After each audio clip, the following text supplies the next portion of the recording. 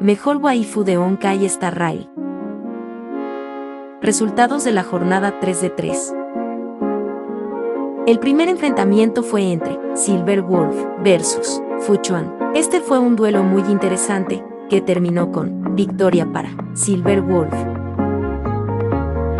El segundo enfrentamiento fue entre Himeko vs Natacha.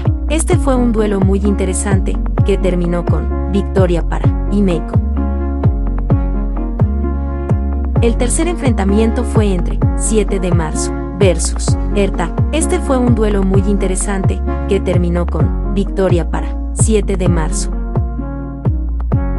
El cuarto enfrentamiento fue entre Ginaifen vs Susan. Este fue un duelo muy interesante, que terminó con victoria para Ginaifen. El quinto enfrentamiento fue entre Kafka vs Ruanmei. Este fue un duelo muy interesante, que terminó con victoria para Kafka. El sexto enfrentamiento fue entre Jade vs Anya. Este fue un duelo muy interesante, que terminó con victoria para Jade. El séptimo enfrentamiento fue entre Sparkle vs Seal. Este fue un duelo muy interesante, que terminó con victoria para Sparkle.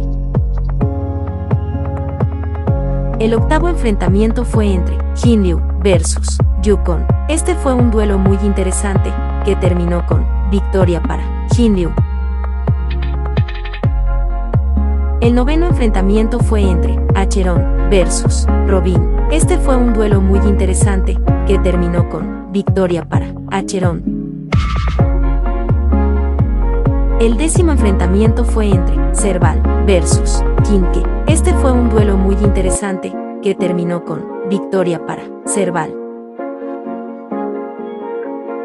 El 11º enfrentamiento fue entre Fei Xiao vs Black Swan. Este fue un duelo muy interesante, que terminó con victoria para Fei Xiao.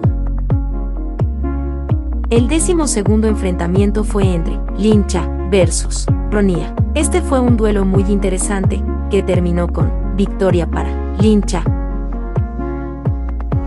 El 13º enfrentamiento fue entre Topaz vs Tinjun. Este fue un duelo muy interesante, que terminó con victoria para Topaz.